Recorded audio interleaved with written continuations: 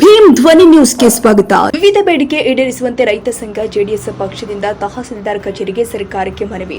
ಧಾರವಾಡ ಜಿಲ್ಲೆ ಕುಂದಗೋಳ ತಾಲೂಕಿನ ಆದ್ಯಂತ ವಾಡಿಕೆಗಿಂತ ಹೆಚ್ಚು ಮಳೆ ಸುರಿದ ಹಿನ್ನೆಲೆ ಜೀವನ ಅಸ್ತವ್ಯಸ್ತಗೊಂಡಿದೆ. ಕುಂದಗೋಳ ಪಟ್ಟಣದ ಶಿವಯ್ಯ ಬಸಯ್ಯ ವಾಟ್ನಾಳ್ ಮಠ ಎಂಬ ಇವರು ಟ್ರ್ಯಾಕ್ಟರ್ ಸಿಲುಕಿ ಸಾವನ್ನಪ್ಪಿದ್ದು ಕುಟುಂಬಸ್ಥರಿಗೆ ರಾಜ್ಯ ಸರ್ಕಾರ 5 ಲಕ್ಷ ರೂಪಾಯಿ ಪರಿಹಾರ ಕೊಟ್ಟು ಕೈ ತೊಳೆದುಕೊಂಡಿದ್ದಾರೆ. 5 ಲಕ್ಷ ರೂಪಾಯಿ ಇವರಿಗೆ ಯೋಗ್ಯವಾಗಿಲ್ಲ. ಈ ಕುಟುಂಬಸ್ಥರಿಗೆ 25 ಲಕ್ಷ ಪರಿಹಾರ ಕೊಡಬೇಕು.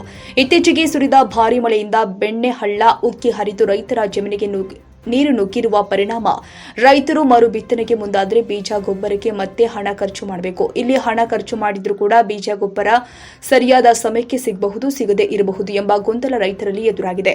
ಇಂತಹ ಸಮಯದಲ್ಲಿ ರೈತರಿಗೆ ಬೀಜ ರಸಗೊಬ್ಬರ ಉಚಿತ ಕೊಡಲು ಸರ್ಕಾರ ರೈತರ ನೆರವಿಗೆ ಬರಬೇಕು ಅಂತ ಒತ್ತಾಯಿಸಿ ಜೆಡಿಎಸ್ ಪಕ್ಷದ ಕಾರ್ಯಕರ್ತರಿಂದ ಹಾಗೂ ಭಾರತ ರತ್ನ ರೈತ ಸಂಘದ ತಾಲೂಕು ಅಧ್ಯಕ್ಷರು ಆದ ಬಸವರಾಜ್ ಯೋಗಪ್ಪನವರು ಇವರ ನೇತೃತ್ವದಲ್ಲಿ ಕುಂದಗೋಳ ತಾಲೂಕಿನ ತಹಸೀಲ್ದಾರ್ ಆದ ರಾಜು ಮಾವರ್ಕರ್ ಇವರ ಮೂಲಕ ಸಿಎಂ ಸಿದ್ದರಾಮಯ್ಯ ಅವರಿಗೆ ಮನವಿಯನ್ನ ಸಲ್ಲಿಸಿದರು. ಮನವಿ ಸ್ವೀಕರಿಸಿದ ತಹಸೀಲ್ದಾರ್ ಆದ ರಾಜು ಮಾವರ್ಕರ್ ಅವರು ನಿಮ್ಮ ಮನವಿಯನ್ನ ಸಿಎಂ ಸಿದ್ದರಾಮಯ್ಯ ಅವರಿಗೆ ಕಳಿಸಿಕೊಡುವುದಾಗಿ ಭರವಸೆ ಕೊಟ್ಟಿದ್ದಾರೆ. ಸರ್ಕಾರ ಬೆಣ್ಣೆ ಹಳ್ಳದ ಕಾಮಗಾರಿ ಕಳೆದ ವರ್ಷ ಸೆಪ್ಟೆಂಬರ್ ತಿಂಗಳ ಬಜೆಟ್ನಲ್ಲಿ 200 ಕೋಟಿ ಅನುದಾನ ಬಿಡುಗಡೆ ಮಾಡಲಾಗಿದೆ.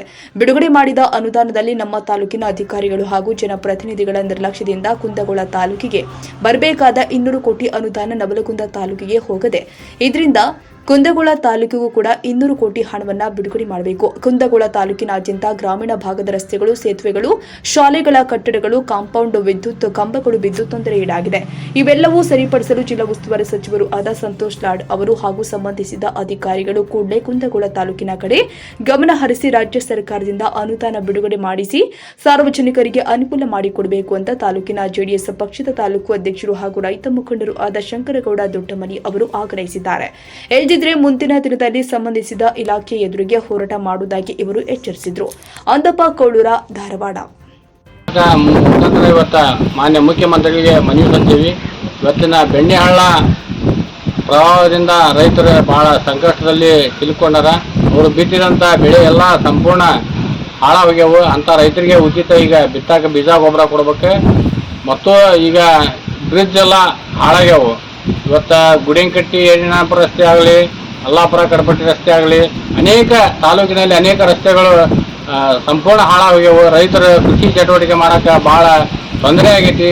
ಇದರಿಂದ ಇವತ್ತು ನಾವು ಎಲ್ಲ ರೈತ ಸಂಘ ಹಾಗೂ ಮತ್ತು JDS ವತಿಯಿಂದ ನಾವು ಇವತ್ತು ತಹಸೀಲ್ದಾರ್ ಮೂಲಕ ಮಾನ್ಯ ಮುಖ್ಯಮಂತ್ರಿಗೆ ನಾವು ಮನವಿ ಸಲ್ಲಿಸಿವಿ. ಶೀಘ್ರದಲ್ಲಿ ಅದನ್ನು ಕೆಲಸ ಎಲ್ಲ ಮಾಡದೇ ಇದ್ದರೆ ಮುಂದಿನ ದಿನದಿಂದ ನಾವು ಉಗ್ರ ಪ್ರತಿಭಟನೆ ಮಾಡ್ತೀವಿ. ನೀವು ಸರ್ಕಾರ ತಾರತಮ್ಯ ಮಾಡಾಕತ್ತೈತಿ. ನವಲಗುಂದ ತಾಲೂಕಿಗೆ 200 ಕೋಟಿ ರೂಪಾಯಿ ಬೆಣ್ಣೆ ಹಳ್ಳ ಕೊಟ್ಟೈತಿ.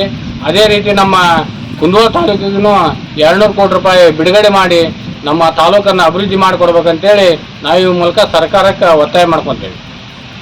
ಶಾಲೆಗಳು, ಕಟ್ಟಡಗಳು, ಕಂಪೌಂಡ್ ಗೋಡೆಗಳು ವಿದ್ಯಾರ್ಥಿಗಳಿಗೆ ಬಹಳ ತೊಂದರೆ ಉಂಟಾಗುತ್ತದೆ. ಜಿಲ್ಲಾ ಉಸ್ತುವಾರಿ ಸಚಿವರಾದ ಸಂತೋಷ್ ಲಾಡ್ ಅವರು ತಾಲೂಕಿನ ಬಗ್ಗೆ ಮುತುವರ್ಜಿ ವಹಿಸಿ 200 ಕೋಟಿ ಹಣ ಮಂಜೂರುಗೊಳಿಸಿ ಸಾರ್ವಜನಿಕರಿಗೆ ಅನುಕೂಲ ಮಾಡಿಕೊಡಬೇಕೆಂದು ತಾಲೂಕಿನ ಜೆಡಿಎಸ್ ಪಕ್ಷದ ತಾಲೂಕು ಅಧ್ಯಕ್ಷರು ಹಾಗೂ ರೈತ ಮುಖಂಡರಾದ ದೊಡ್ಡಮನೆಯವರು ಒತ್ತಾಯವಾಗಿದೆ.